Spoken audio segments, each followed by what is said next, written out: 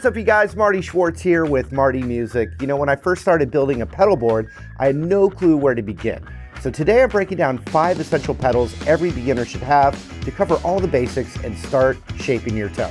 But before we get into it, I gotta give a big shout out to D'Addario for helping make this video happen, because you can't build a killer pedal board without a solid foundation. I've got everything running on the Expand pedal board. It literally grows with your sound, expanding from 14 inches to 24 inches in seconds. It's got built-in cable management and loop Velcro, so your setup stays tidy and easy to tweak. Powering it all underneath is the Expand Pedal Power Battery Kit, a rechargeable 9-volt power supply that gives you 10+ hours of juice. It's perfect for busking or if you're playing a sketchy venue where you don't totally trust the wall power. And when you're back home, it charges up quickly with USB-C. The patch cables I'm using are D'Addario flat patch cables. They've got noise-rejecting shielding and tight connectors that let me pack pedals super close without losing tone. To keep everything nice and quiet, I also dropped in the Expand Pedal Noise Isolator. It cuts out hum and interference from any noisy pedals in the chain. Really helpful whether you're recording or just playing at home and want a clean signal. For that ultra stomp feel, I added some Expand foot switch toppers, color-coded, ergonomic, and super easy to hit barefoot or in boots. And no, as much as I'm sure everyone would enjoy it, I'm not going to demo this barefoot. All my pedals are staying secure with pedal grip strips, and I'm plugged in with American Stage cables, clean, uncolored tone all the way. And to top it all off, I've got the Expand mic stand clamped right to the board, no clumsy tripods, way less stage clutter, and it keeps your whole setup compact and ready to roll. That's everything keeping my board tight and my tone pumping. Now let's jump into our top 5 pedals every beginner needs. All right, so I've got 5 pedals here.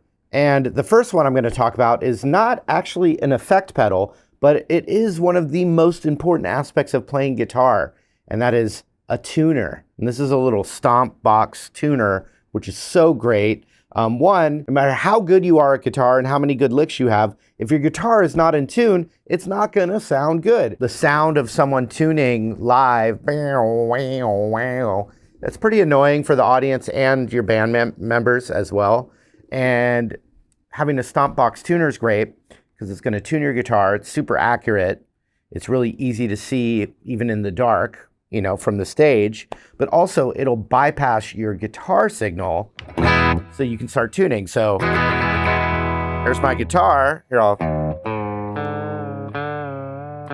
see, that's annoying for people, but I just made it go out of tune.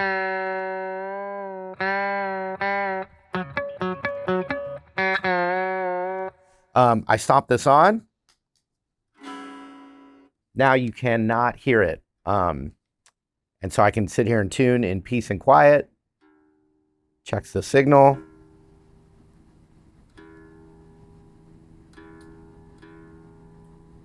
By the way, this is the D'Addario Chromatic Tuner. The tuner's got 32-bit true bypass full color display.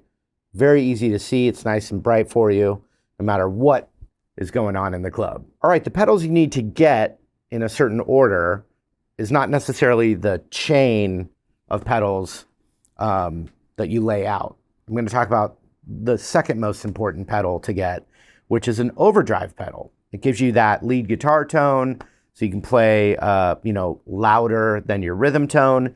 And it also can give you that, you know, crunchy overdrive sound of power chords and that rock kind of sound. So I'm actually using the Marty Music overdrive pedal, you know, conveniently, but I can stomp this on. You're going to hear, well, first clean, and I'll stomp on the pedal. So this is an overdrive pedal that's pretty subtle. It's not like a super heavy distorted kind of pedal, but I can turn the gain up to get it even more rocking. And I'll turn the level down a little bit so I'm not blowing the room up.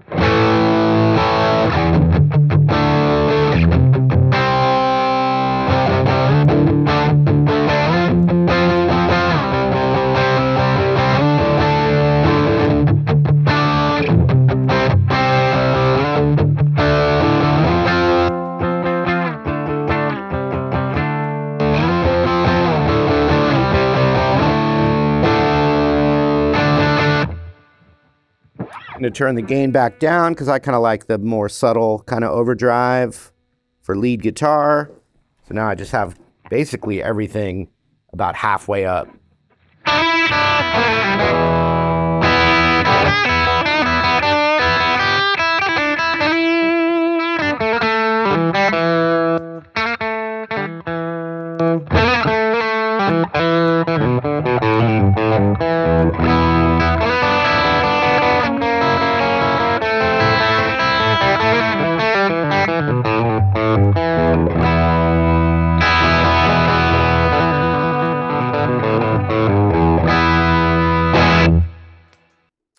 So the next pedal that I'm going to talk about is the pedal that should be first in your chain. Chain meaning your guitar signal's going out and then it's going into one pedal. Then that pedal chains to the next pedal and that pedal chains to the next pedal, so forth and so on. So the first one that you should put in your chain is the wah pedal. And so I've got this little baby wah. It's so cute, little cute baby wah. But wah, you know, you don't want to overuse it as a guitar player, but it's a great pedal for like more funkier rhythms. And then obviously Slash used a wah pedal a lot, like on Sweet Child of Mine solo. Jimi Hendrix used the wah pedal a lot. It's a great sound, very versatile, and you can do it for clean, you know, clean rhythm kind of funk stuff. Prince.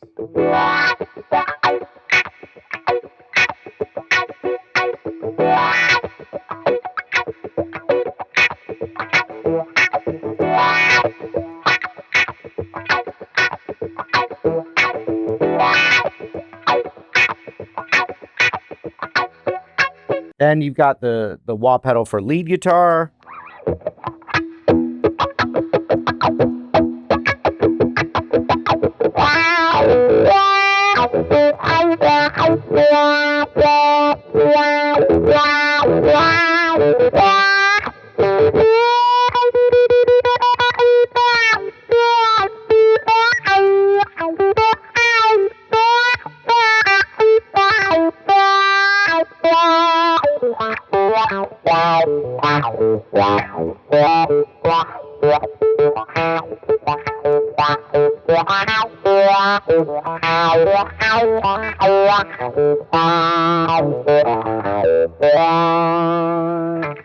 So in my chain, I have the wah pedal to the overdrive. And then after the overdrive, I've got the delay pedal. And I'm also using my Marty music delay. The way I like to use a delay, especially if it's just a one-off stomp box, is just a light slap back echo that usually has about 1 to 1.5 repeats. When I say what's a 1.5 repeat, it just means it repeats once and then that second repeat is a little bit quieter.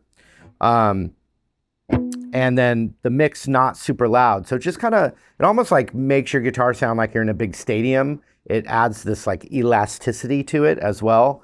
And it's great for lead guitar, but very subtle. Almost, you know, you shouldn't be able to actually even hear it unless you're really paying attention. So check it out. That's without the delay. Add the delay. I want the echo to be a little bit slower, right? I can go exaggerate it.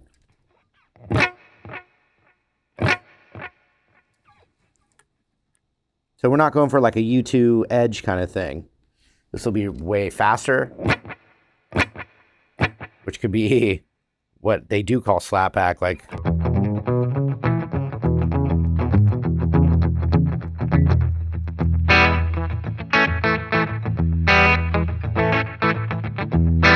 So it's almost like using delay as a different kind of reverb. I'm going to go back to the way I like it. I think that's pretty good. So if I do like lead guitar,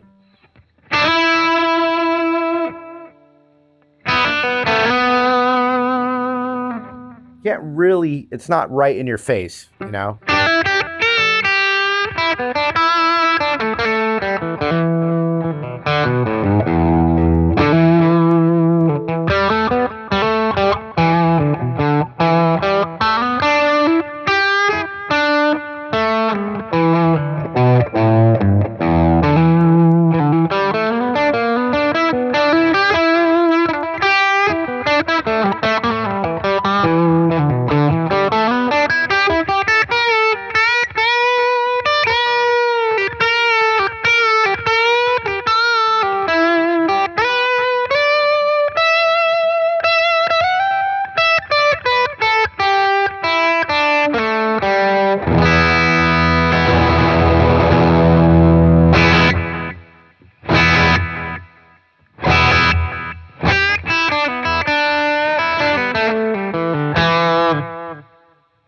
of like almost adds a little sustain, but it's really a repeat that's doing that.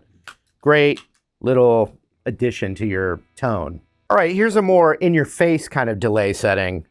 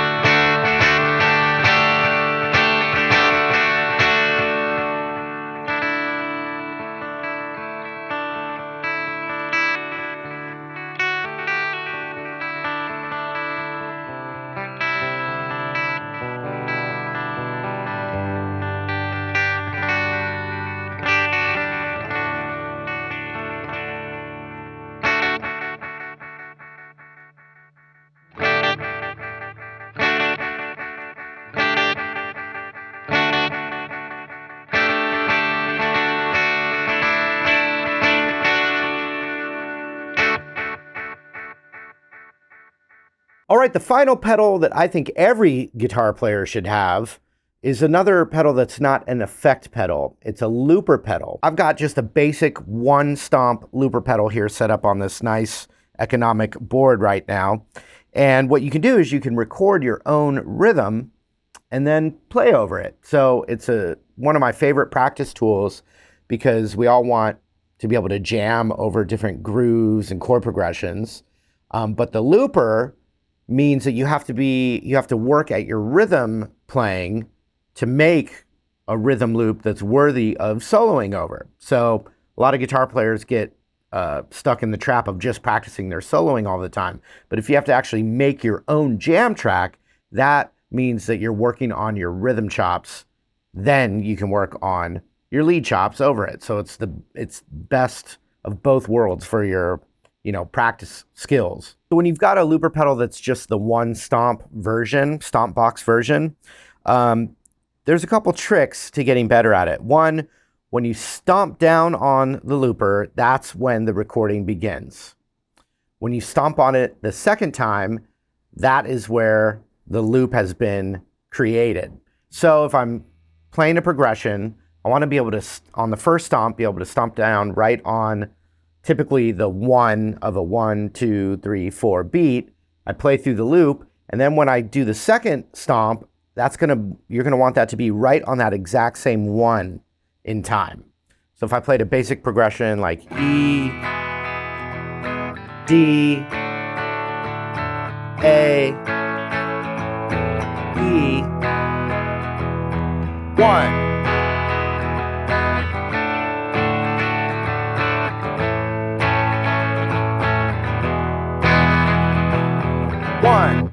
So that exact same moment, right when you get to it, that's where the loop should be created. And the thing about a looper pedal that's great is if you don't get the loop on the first time, you can just delete it and try again until you get it, sounding in time. So one trick that I found is play the progression one time before you start the loop. So I'm going to do that exact same progression I just did. I'm going to play through it once, and then when I say 1, after I play the progression one time, I'm going to start the loop, get all the way through it, and then click it again in that same moment, and you're going to hear it starting to loop. Here we go.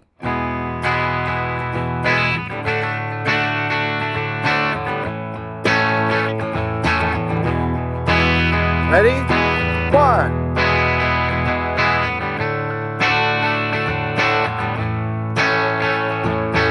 Here we go. 1. Now it's looping. Click on my overdrive. Click on my delay. Click on my wah.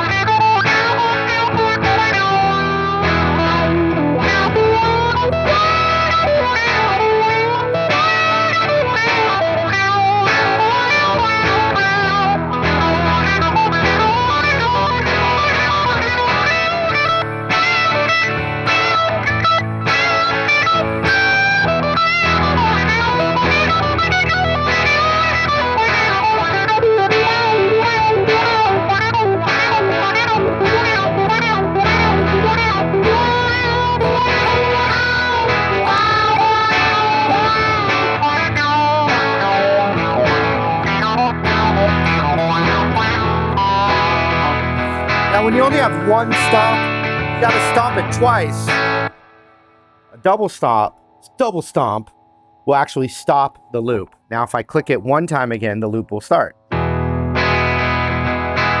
If I double stomp, but on the second stomp, keep the foot down, it'll flash red and then delete what you had just recorded. And then you have the fun of starting all over again with a new kind of loop that you might want. Like, let's say,